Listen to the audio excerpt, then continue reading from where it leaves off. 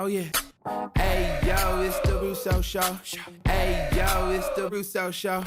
And to remind everyone, we are talking about The Empire Strikes Back. My brother Anthony and I are joined by Steve McFeely and Christopher Marcus with our guest, Mark Hamill here. In the spirit of Pizza Film School, Mark, we'll walk through the structure to Empire Strikes Back as an instructional exercise for everyone out there. Because it is an extremely elegant screenplay. It's very well written. It's got some experimental structure in it in a way that the overlapping stories advance the plot of the film. It's worth talking about because it's a very clever script. It's certainly experimental in its third act for commercial filmmaking. So the page 10 moment is Obi-Wan appears to you, says, you need to go get training at the Dagobah system. You will go to the Dagobah system. Dagobah system. There you will learn from Yoda, the Jedi Master who instructed me. Page 17 moment, which traditionally can combine what the essential character conflict of the movie is with an obstacle that starts to accelerate you towards leaving the status quo. There's a scene with, it's mostly Han and Leia arguing about whether she likes Han or doesn't like Han, and ends the scene by kissing you. Well, I guess you don't know everything about women yet.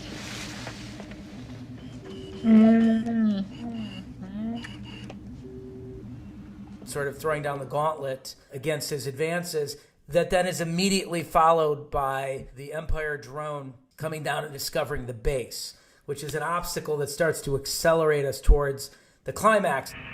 It isn't friendly, whatever it is. Come on, Chewie, let's check it out. Send roads 10 and 11 to Station 38.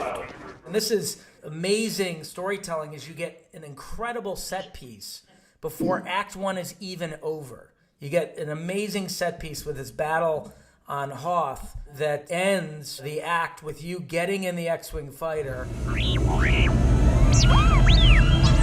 worry, Arthur. We're going.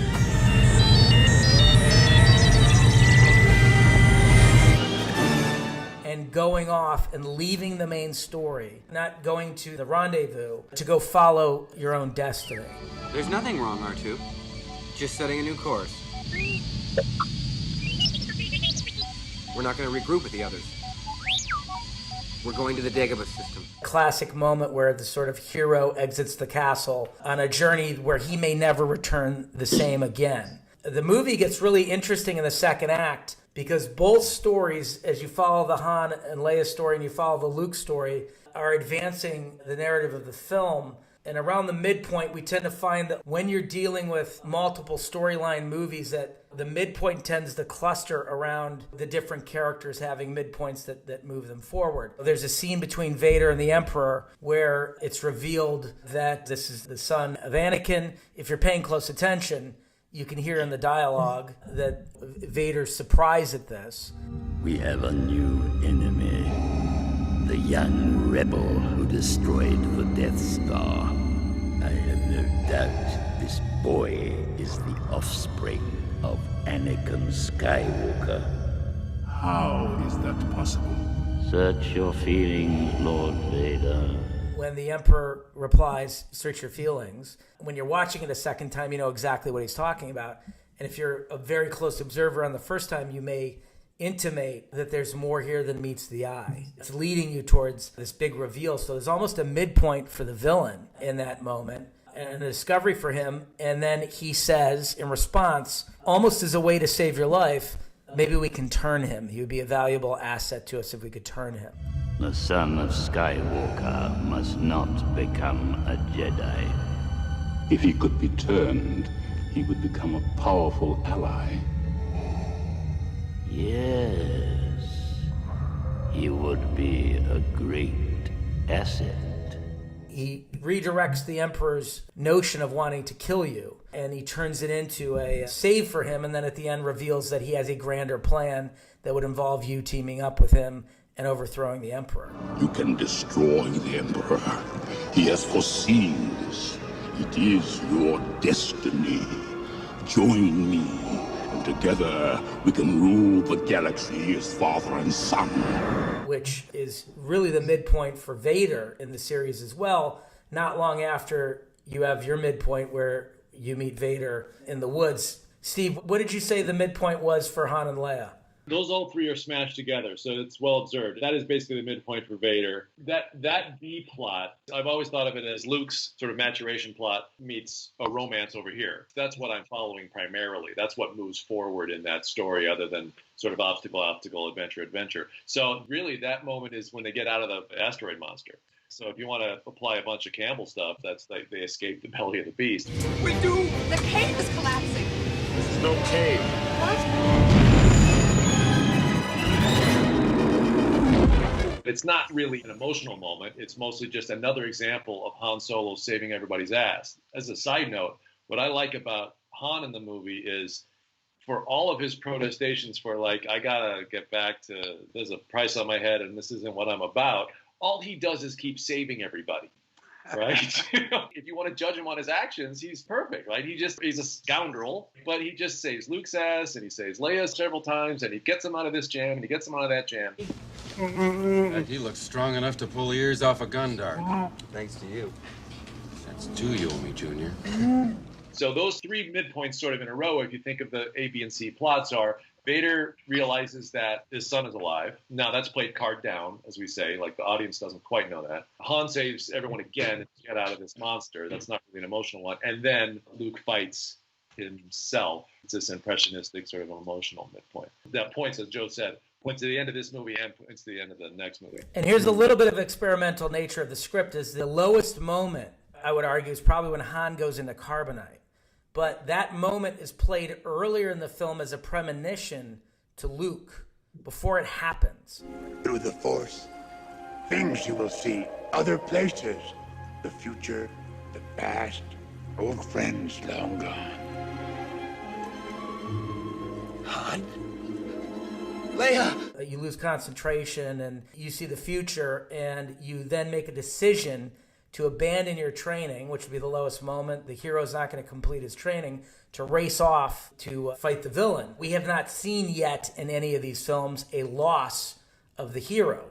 Luke, you must complete the training. I can't keep the vision out of my head. They're my friends. I gotta help them. 3 hours into the trilogy at this point. That is a critical loss for the ensemble, is Han is now frozen. He's alive, but he's out of the story.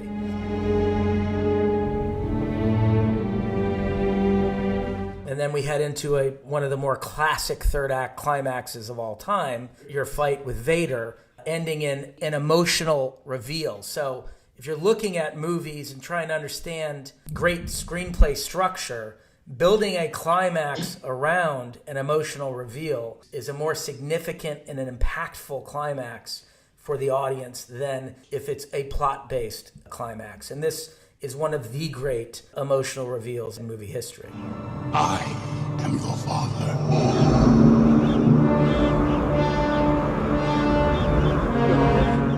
In a way, I wish I could have read Lee Brackett's original draft. I think the first one I read, Larry had already done a pass because we lost Lee. And it's interesting that you mentioned these moments like Han being frozen, because some of these things are of necessity dictating what happens in the script. I learned later Harrison hadn't signed for 3 films, and he wanted to be killed off, and George didn't want to kill a hero. They brought in Billy Dee for various reasons, but one of them was to compensate in case Harrison didn't come back in the third one. Hello, what have we here? Welcome, I'm Lando Calrissian. I'm the administrator of this facility. And who might you be? Leia. Welcome, Leia. All right. That's one of the reasons I think, now, I mean, don't take this as gospel. I'm interpreting this myself. They had to be prepared for the fact that he might not come back. And I thought it was kind of funny because when they wrote that Lando was the original owner of the Millennium Falcon, I know that rubbed Harrison the wrong way. What have you done to my ship? Your ship? Hey, remember, you lost her to me fair and square. You become very possessive of these things, you know? I mean, he had Chewie, the family dog, but he's smart and he can fly. You know, I was sorry that they took away 3PO from me because those were my equivalent of Chewbacca. And talk about saving people, as you said, Han does. R2-D2, oh my gosh.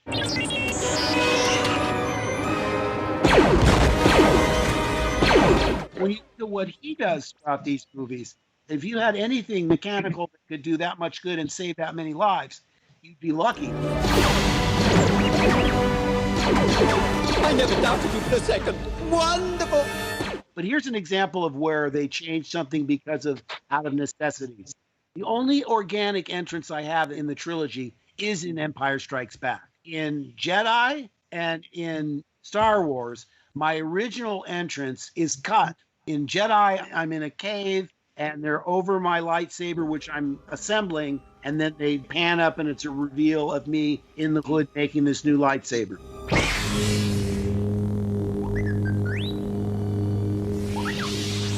In Star Wars, as soon as the robots jettison off of the ship that Vader's on, you cut to this kid in the desert working on a moisture evaporator. He sees a little thing up in the sky, he takes out his macro binoculars, and he sees this little thing up in the sky.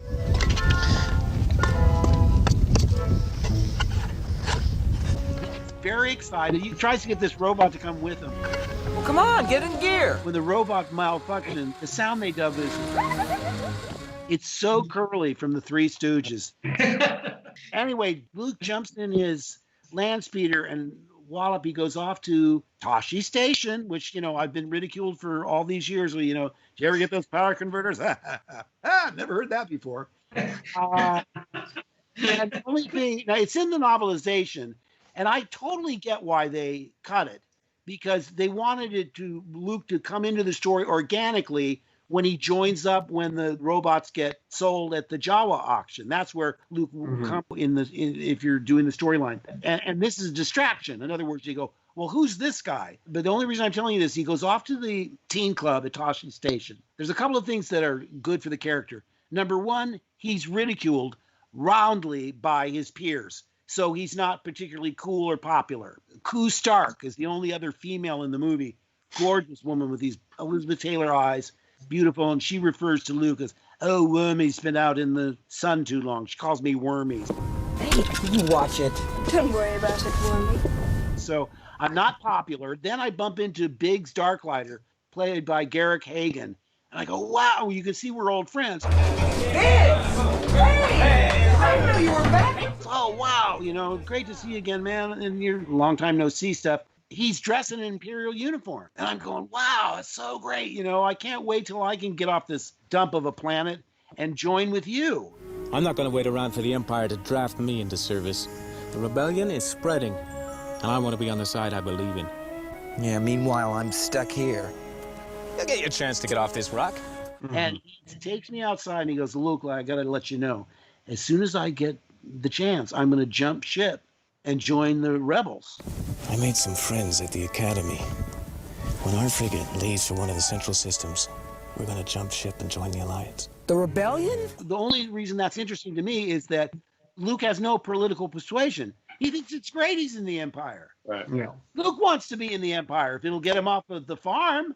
So there's no sort of, he's completely pure in that he's not politically motivated in any way, shape, or form. Now, the reason it's cogent to what I was talking about before, necessity being the dictator of what happens in the script, is that in the final assault on the Death Star, we're getting picked off left and right. Dennis Lawson is the only one who completely survives as Wedge. But the thing that motivates me to turn off the targeting device and rely completely on the Force is the death of Biggs Darklighter. You see me bump into him just before we go out. Hey, Biggs. I told you I'd make it someday. It'll be like old times, Luke. They'll never stop us. That old World War II moment. They got Charlie! And the guy flips out and jumps out of the trench hole and takes out 40 Germans because he's motivated because they shot his best friend. Very cliche, but very satisfying to an audience, and something that, Star Wars was playing on all these pirate movies and swashbucklers and cowboy movies. It was all there. The Searchers. I got a lot of these references to other movies. But like I say, that's what gets Luke to turn off the targeting device when he loses his best friend. It was later they decided to dub in Obi-Wan's voice saying, Luke, use the Force. And that's when he decides, let go, Luke. Force is strong in this one. Luke, trust me. I'm not sure. I've never really grilled George about this, but when we were making Empire Strikes Back, I don't think he had decided that Leia was my sister. He wouldn't have put in all those makeout scenes. There's even one that's cut from the movie that I'd forgotten about. It's where I'm trying to tell her that I have a huge crush on her. Leia, when I was out in that storm, I was real worried. You were worried. It got me thinking, you know. And I'm about to make my move, and of course, who interrupts us? 3PO.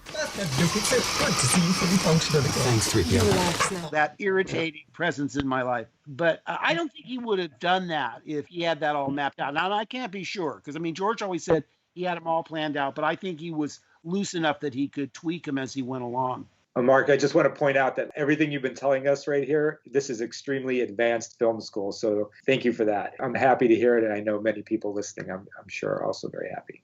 Well, good. I mean, I think it shows the pragmatism that we're all faced with. As you're assembling things, you say, this is not landing, or there's a piece of information that we need here that's not there. It's just part of the natural process to refine things and to hone them and, you know, give it more nuance and more specific information as needed. And like I say, I was devastated by the idea of Harrison not coming back. He's my guy.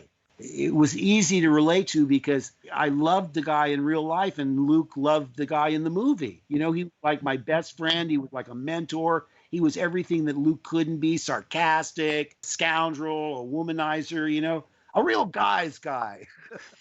But that's not what Luke's about. I mean, he doesn't have time for those worldly or otherworldly, however you describe it, pleasures. And by the way, I was shocked when I did the screen test. Harrison was this handsome 35-year-old leading man, and I was this annoying sidekick. Everyone said, I said, what is Star Wars? They said, oh, it's like Flash Gordon. Mm-hmm. So I tested, I thought, well, Harrison's Flash Gordon. I'm like, if he's Captain America, I'm Bucky, because I was just this annoying presence. The grizzled vet and the eager, fresh-faced kid, and you felt like the eager, was the sidekick.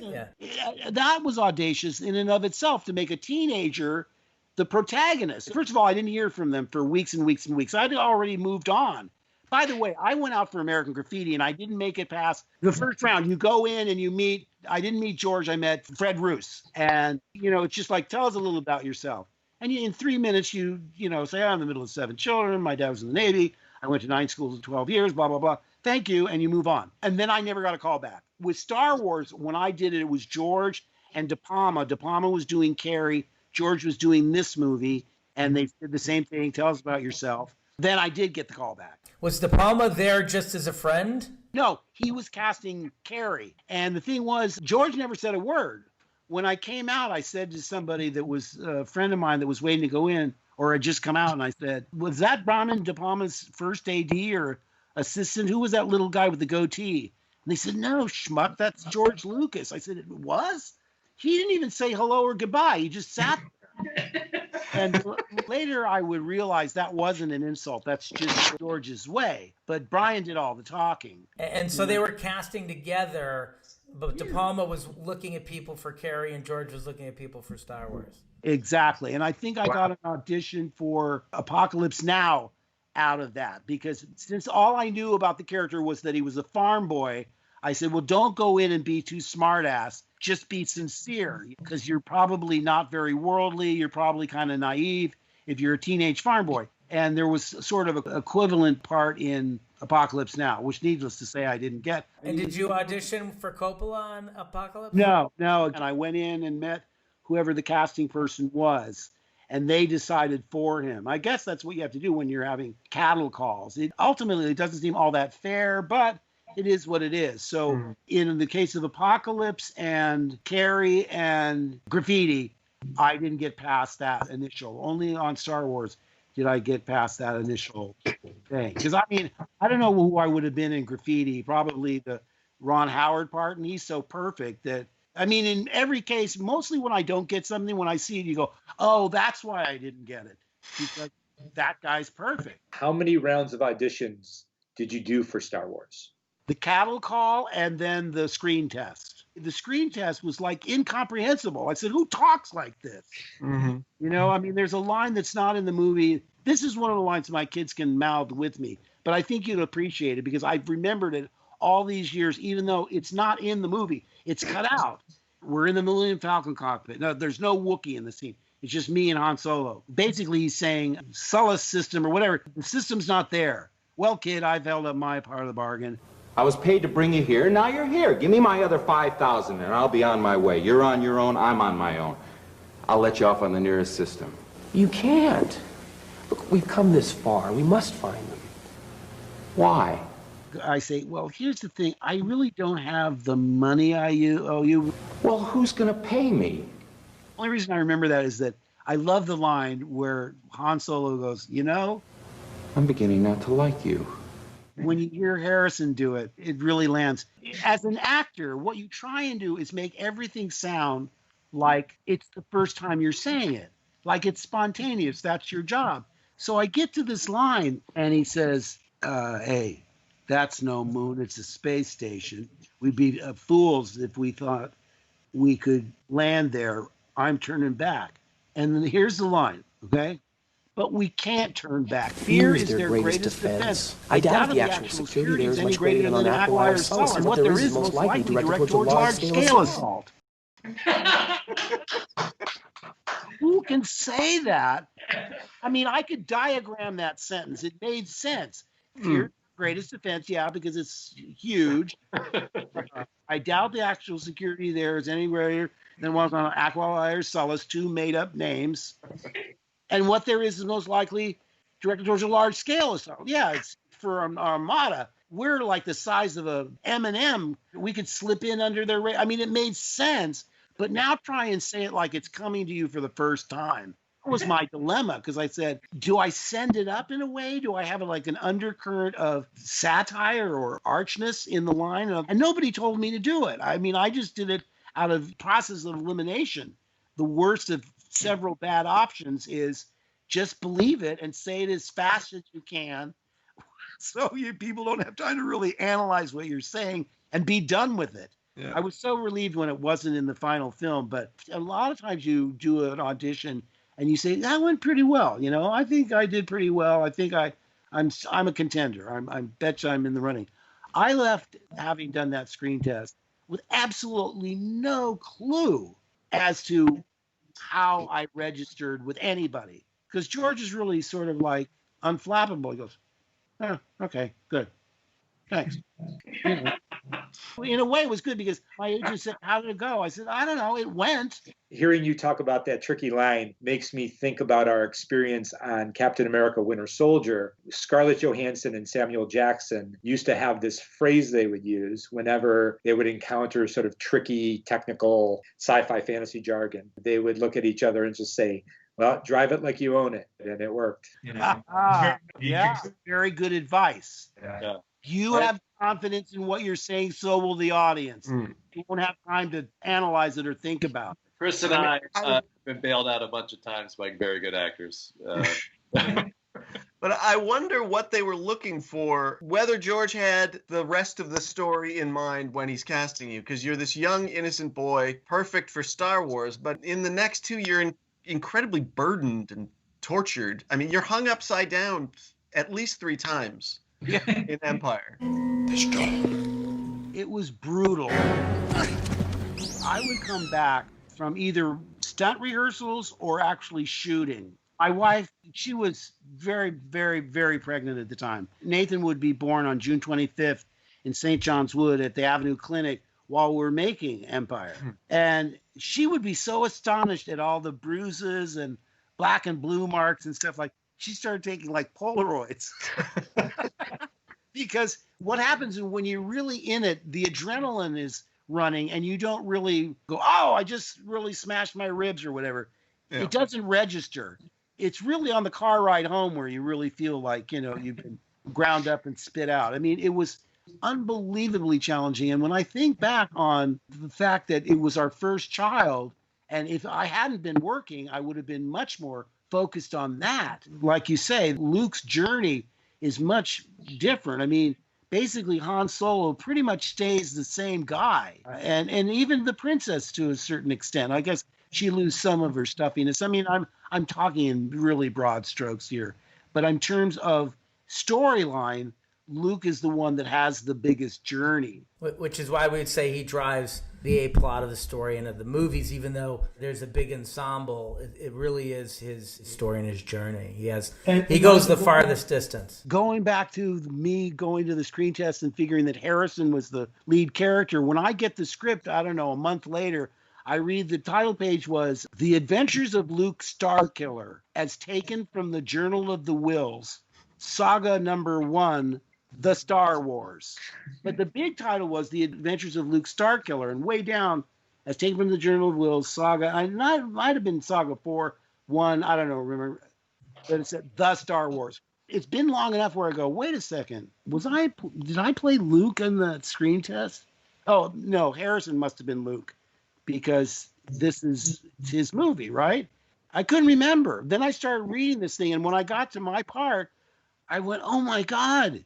That's the first notion I had, that it was seen through his eyes. Mm-hmm. I thought for sure it was seen through Han Solo's eyes, because he was the traditional leading man, as far as I could tell. We talk about that dynamic a lot, like who's got the furthest to go, and it's almost a cliche, but the fresh-faced kid who's going to become a man, who's going to make all those choices, clearly becomes the spine for all these movies. We're currently talking about it right now for another project. Is that going to hold the weight? So clearly, Luke Skywalker can hold the weight. Storytelling is polemics. I mean, it really is about, if you want to tell a great story, a character starts in one place and they travel a distance and end in another place. You're not really telling a story if they start in one place and end in the same place, or you're telling a very specific kind of story. There's a limited amount of characters in movies that do that. I think Rocky Balboa is an example of a character who starts and ends almost the same as he started. And it's just really, the story is about this character overcoming obstacles and conflict. But Luke is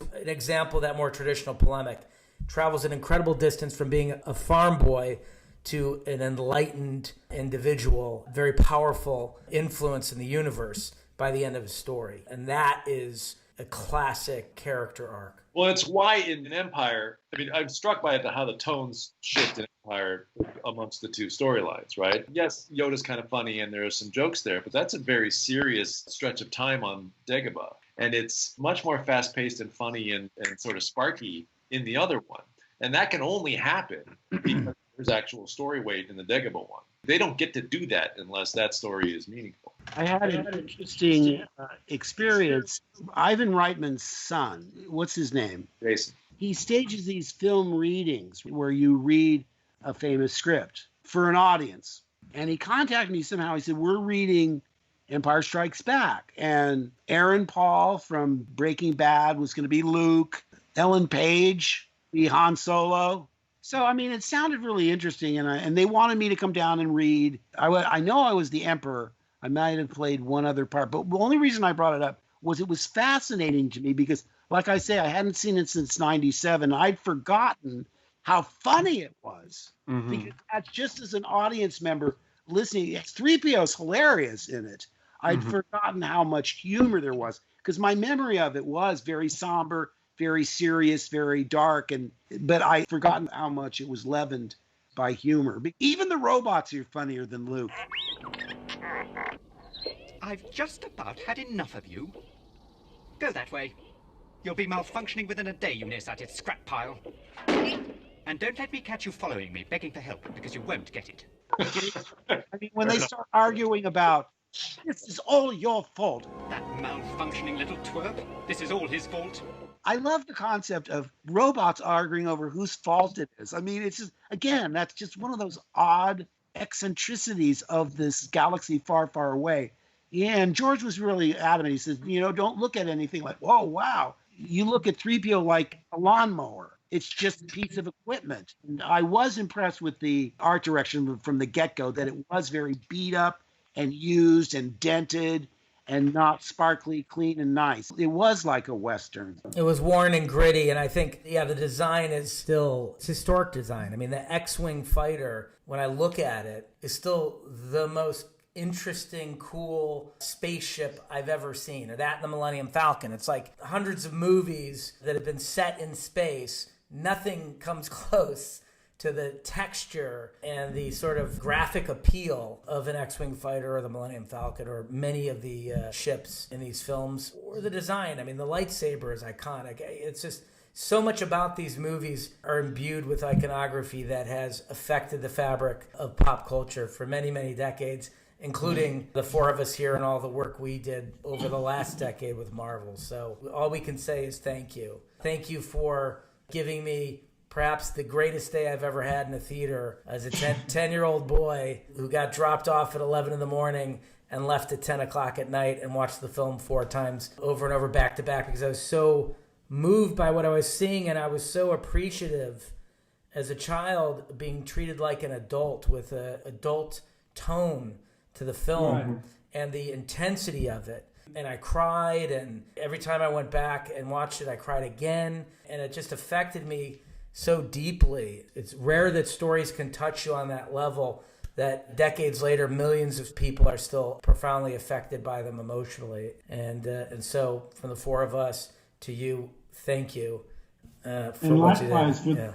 For the stuff you guys do. I mean, those Marvel movies are so mind-bogglingly complex. I don't even know how you do any of it. I mean, as a director, I don't even understand the process of making something like that. So the fact that you were inspired by that, the fact that you thought, I could do that, one day I can do that. And I hear that on so many levels, not just writers and directors, but people that are on crew, people that are in publicity, anybody in the entertainment industry. I've heard over the years how, whether it's any one of the original trilogy, inspired them. It's really heartening to me because I wanted to be so much a part of this business. I remember when I couldn't understand how they did the dinosaurs in King Kong.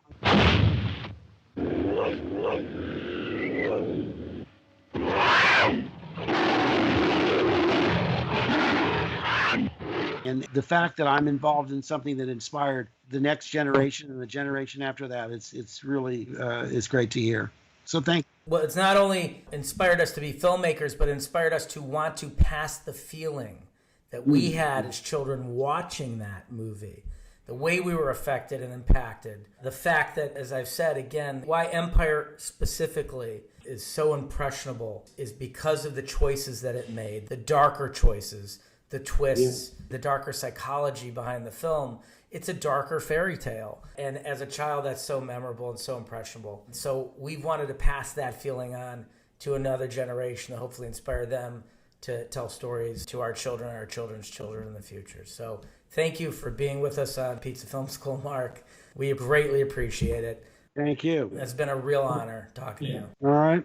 What an incredible thrill this has been for us. Never imagined having this opportunity to speak to you like this, and it fulfills a dream of a lifetime. Thank you. Hi.